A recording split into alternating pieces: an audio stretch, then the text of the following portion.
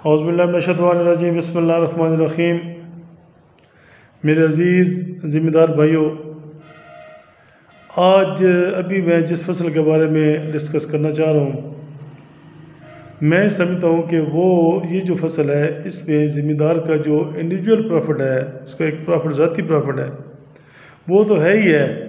लेकिन इस वक्त मैं समझता हूँ कि इस फसल को हमें पाकिस्तानी बनकर, पाकिस्तानी होने की वो जो सोच है, वो पाकिस्तानी होने वाली जो सोच है, वो सोच अपना कर हमें इस फसल को काश्त करना चाहिए। मेरी मुराद कैनोला क्रॉप से है। पाकिस्तान फ्यूल के बाद जो दूसरा जो बड़ा इंपोर्ट बिल है, वो हमारा एडिबल ऑयल का है, जो हम इंपोर्ट करते हैं, बाहर से मंगवाते हैं। पाकिस्तान अपनी ज़रूरत का सिर्फ 12% जो है ना वो ख़ुद पैदा करता है, और 88% हमें इंपोर्ट करना पड़ता है। और जिस तरीके से ये आबादी हमारी बढ़ रही है, जो इंक्रीजिंग ट्रेंड है 2.4% के हिसाब से जो हमारी आबादी जिस रेशो से बढ़ रही है, तो ये जो हमारा बिल है इसने मज़ीद बढ़ना है।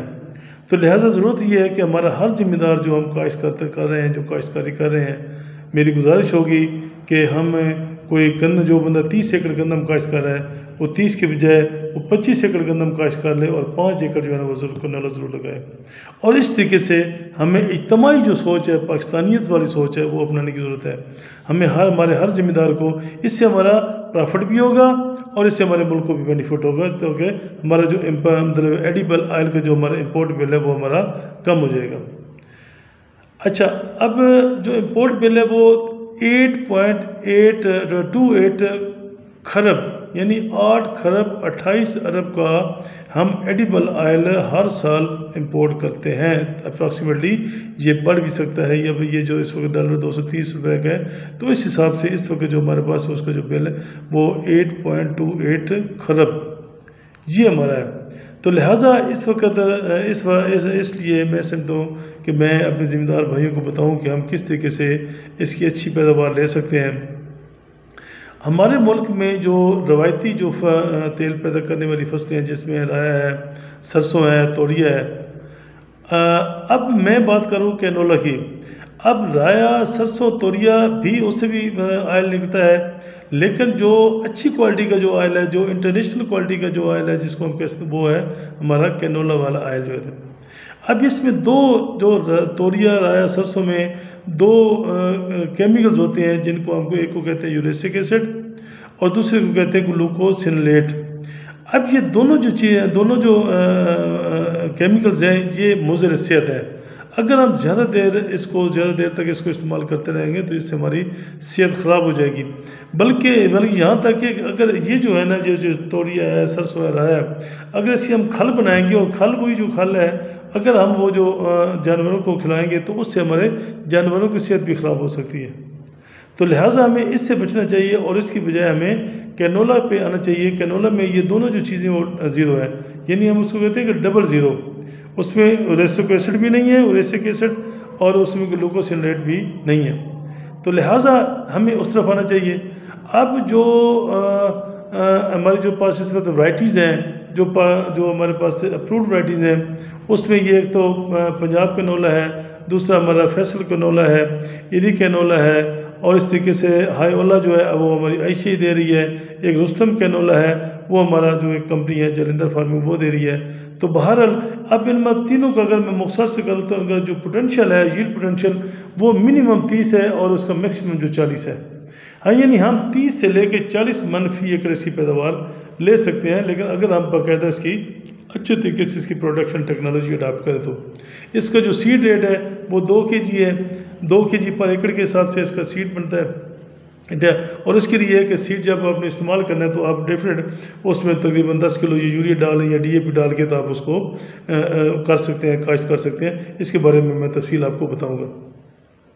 अब इसका जो वक्त काश्त है, वक्त काश्त जो हमारा जो नॉर्दर्न एरिया है, नॉर्दर्न एरिया से मुराद ये है कि फैसलाबाद एंड आनवर्ड जो नॉर्थ साइड पे है, जिसमें डस्कस, सियालकोट, गुजरांवाला और हफ्साबाद, जेहलम, इवन सरगोदा भी उसमें शामिल है, खुशाब। ये जो एरियाज़ हैं यहाँ हम 15 सितंबर से लेके इसको हम 1 अक्टूबर तक या अक्टूबर का फर्स्ट वीक तक हम इसमें काश्त कर सकते हैं। और इस तरीके जो हमारा साउथ वाला एरिया है उसको जो अक्टूबर का पहले हफ्ते से लेके हम अक्टूबर के एंड तक हम उसको काश्त कर सकते हैं, यानी पूरा महीना हमारे पास काश्त करने के। अच्छा, अब ये है कि अगर हम अक्टूबर में काश्त करते हैं तो उसका हमें बेनिफिट ये होगा कि जब ये जनवरी के एंड में आखिरी वीक में या फरवरी में हमारा जो तेला जो एफर्ट आता है जो उस पर अटैक करता है, अगर हम ये करेंगे तो उस वक्त हमारी क्रॉप अगर इन टाइम काश्त करेंगे तो हमारी जो क्रॉप है वो एफर्ट से भी महफूज रह सकती है। लिहाजा इसको हम जो काश्त है इस हिसाब से करें। दूसरा ये है कि जो ज़मीन की तैयारी है कि ज़मीन के लिए कि जो कलरठी ज़मीन है, जो शोर ज़्यादा ज़मीन है, जो सेम ज़्यादा ज़मीन है, उसमें कैनोला काश्त नहीं करना चाहिए, बल्कि इसके अलावा जो हमारी अच्छी ज़मीन है, ज़रख़ेज़ ज़मीन है, उसमें जो हर किस्म वो हमारे लिए जो हर किस्म की काश्त के लिए मौजूद, उस पर हमें कैनोला भी काश्त करना चाहिए, क्योंकि ये हमारी कैश क्रॉप है और हमारी महंगी क्रॉप है। अच्छा, इस तरीके से हमें जो ज़मीन की तैयारी है वो अच्छे तरीके से करनी चाहिए। ज़मीन की तैयारी में सबसे पहले उसकी रोनी है, और अगर हमारे पास पानी की वफर मिकदार मौजूद है तो हमें उसके डबल रोनी करनी चाहिए, ताकि हमारा उगाव जो है वो बेहतर हो सके। अब जो हमारी वरियाल ज़मीन है या जो हमारी खाली ज़मीन पर ये फैलो लैंड्स है, उसके लिए हम 2 से 3 2 हल चला दें और उसके बाद 2 हम सुहागा दे दें। और जो हमारी क्रॉप आनी है, जो हमारे से पहले हमारी कोई फसल थी या जो हमारी मुड्डों में आने की जो बाकी फसल की जो बाकियात थी, तो उसके लिए से तकरीबन 3 से 4 हल उसमें चलाएँ और उसके बाद उसके 2 सुहागे दे दें। इसी तरीके से जो हमारी बारानी एरिया है उसमें हम 2 करके 2 हल चला के फिर उसके बाद 2 सुहागे वो लगा के, तो उसके बाद हम अपने उसको वतर को हम उसको बहाल कर सकें, जो वतर है उसको हम प्रिजर्व कर सकें। तो लिहाजा ये है कुछ तरीके से हमारा जो ज़मीन है। फिर ये है कि उसका जो तरीका काश्त है, तरीका काश्त के लिए जो सबसे पहले है कि आपको उसको डबल ड्रिल के ज़रिए अगर आप काश्त करेंगे, ड्रिल के ज़रिए, तो वो ड्रिल इस वक्त अवेलेबल है मार्केट में से, जिसका ड्रिल से एक रो का दूसरी रो से 1.5 फुट का फासला हो, तो वो हमारे लिए ज़्यादा बेहतर है। और जो अब हमने काश्त करनी है तो कोशिश करें कि हम उसको शाम के टाइम काश्त करें, ताकि हमारा जो शाम के टाइम हम काश्त करेंगे तो वो हमारे लिए ज़्यादा बेहतर है। वतर जो है उसमें तक तो यकसा होना चाहिए। फिर ये है कि इसके अलावा जो है कि एक तो ये पोर का तरीका, ये ड्रिल का तरीका है। दूसरा जो तरीका है वो छट्टे का तरीका है। छट्टे में मैंने गुजारिश की थी कि उसमें आप पानी लगा दें, पानी लगाने के बाद आप उसको 2 किलो सीड प्लस 8 से 10 किलो आप यूरिया या DAP आप डाल के मिला के उसको आप छट्टा कर दें। आप इसको पहले भी छट्टा कर सकते हैं, यानी छट्टा करके उसके ऊपर बाद में सीड सोगा कर सकते हैं, या आप खड़ा पानी है उसके आप अपने छट्टा करके, जिसको आप छट कहते हैं, उस तरीके से आप काश्त कर सकते हैं। दूसरा ये जो हमारे जो ढलवान खेत हैं उसमें काश्त करने के लिए ये है कि हम उसके रिजल के साथ हम अपने वट्टे बनाएं, लेकिन वट्टों का जो दरमियानी फसल है वो भी 1.5 फुट होना चाहिए। जो भी हमारे लिए बेहतर है उसको करें। अगर हमारा पर पक्के वट का रकबा है, जो ज़्यादा रकल रकबा है, उसके लिए हमें 2 की बजाय हमें 4 किलो हम सीड इस्तेमाल करना चाहिए।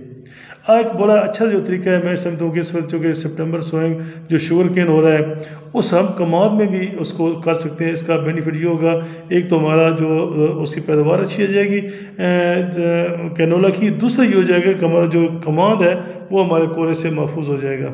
क्योंकि इसकी ग्रोथ ज़्यादा है, कमाद की थोड़ी सी कम होती है, तो वो हमारा कोरे से महफूज हो जाएगा। तो लिहाजा अगर आपका जो ऐसा कमाद जिसकी आपके 2.5 फुट है, उसकी रोड टू रोड डिस्टेंस है, उसके अंदर हम एक जो है ना वो ड्रिल काश्त करें, एक नाली फेरें, और अगर वो 4 फुट अगर है वजह तो उसके अंदर फिर हम 2 नालियाँ फेर के, तो हम इस तरीके से प्लांट पॉपुलेशन पूरी कर सकते हैं। अब ये जो से इस तरीके से हमारा 1 किलो सीड ही काफ़ी है। अब 1 किलो सीड के साथ आप फिर वही मैं गुजारिश है कि आप DAP मिला नहीं, उसको यूरिया के साथ आप मिला के, तो वो आप उसके साथ आप केरा कर दें। तो लिहाजा इसके लिए ये है। तो फिर ये है कि एक खादों का इस्तेमाल, हाँ बागात में भी आप इसको इस्तेमाल कर सकते हैं। बागात जहाँ आपके पास है तो उसमें आप इस तरीके से आप उसको काश्त कर सकते हैं, जिस तरह मैंने पहले गुजारिश की है। ड्रिल के ज़रिए काश्त करें तो वो ज़्यादा बेहतर तरीका है, ज़्यादा अच्छा तरीका है। अब ये है कि खादें, अब खादें कौन सी देनी चाहिए, किस वक्त खाद देनी चाहिए, कितनी देनी चाहिए, इसका जो सबसे इन्हिसार है वो हमारी ज़मीन की ज़रख़ीज़ी के ऊपर है। इससे पहले हमारी कौन सी ज़मीन में फसल थी। तो बहरहाल इसके लिए सिंपल सी बात यह है कि हमें जो खाद है वो बिजाई के वक्त हमें आधी बोरी DAP और 2 बोरी BOP यानी बायो ऑर्गेनिक फास्फेट देनी चाहिए।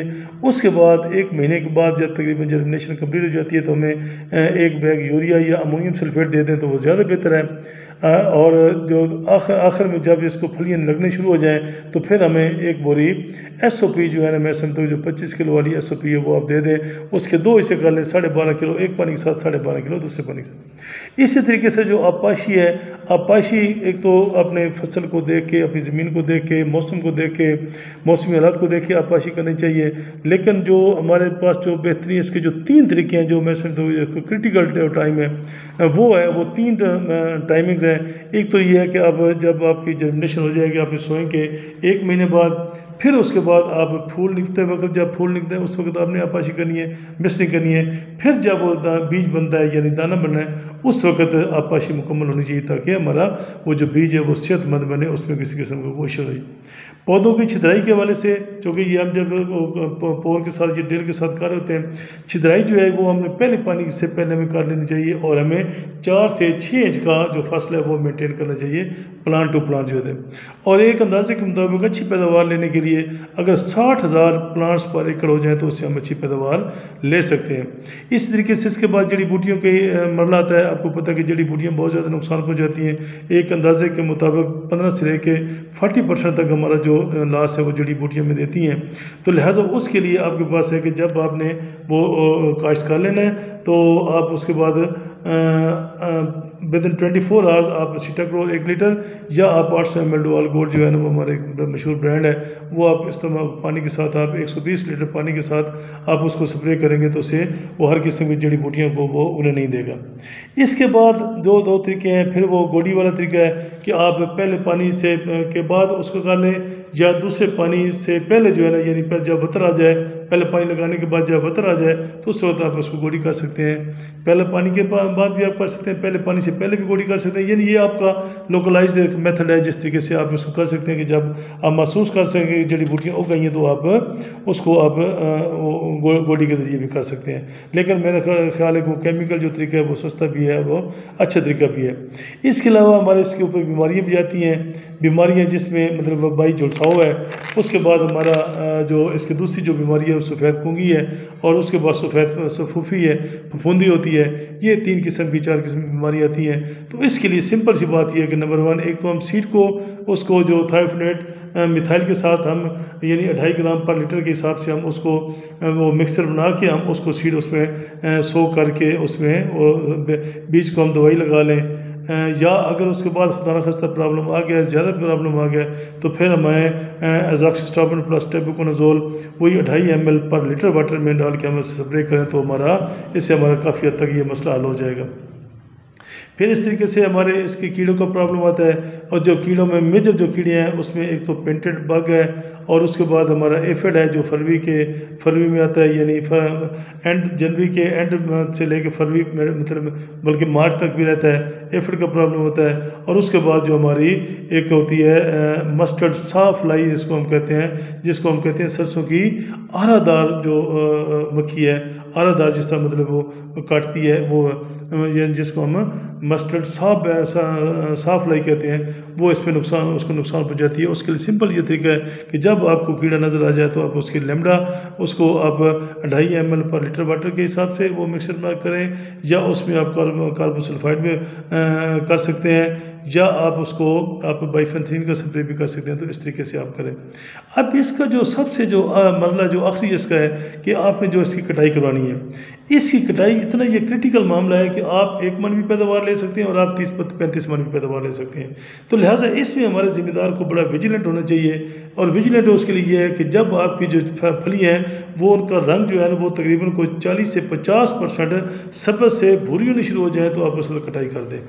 कटाई करने के बाद आप उसको रखें 8 से 10 दिन, आप उसको एक एलिवेटेड सा जगह हो जिस पे आप वो सारा उसका हीप लगा दें, आप उसका ढेर लगा दें। उसके बाद आप इसको थ्रेशर के साथ भी कर सकते हैं और आप इसको डंडों के साथ भी करके, तो इसमें आपका थ्रेशर वाला ज़्यादा बेहतर तरीका ये है कि आप एक जगह पे रखें और वो कर सकते। अच्छा, इसके बाद जब वो निकल आए तो फिर उसको 8 से 10 दिन के लिए आपने रखना है, उसको जो आपने तैयार करना है फॉर उसको स्टोरेज के लिए। और जब आपको इतनी खुश्क करना है कि उसका जो ह्यूमिडिटी का लेवल है वो अगर 8 मतलब आ जाए तो इसका मतलब है कि वो फिट फॉर स्टोरेज है।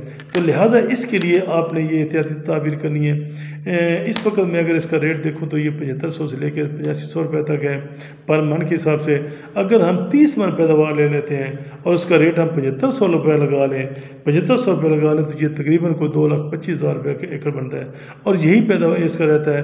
फिर अगर हम इससे कम होता नहीं है, मैं कहता हूँ अगर इससे कम भी लगा लें, 30 मन को आप 5,000 से भी मतलब मल्टीप्लाई करें तो ये हमारा 1.5 लाख का बनता है। और जबकि हमारी जो एक्सपेंसेस है ये 25-30 हज़ार से ज़्यादा बिल्कुल नहीं है।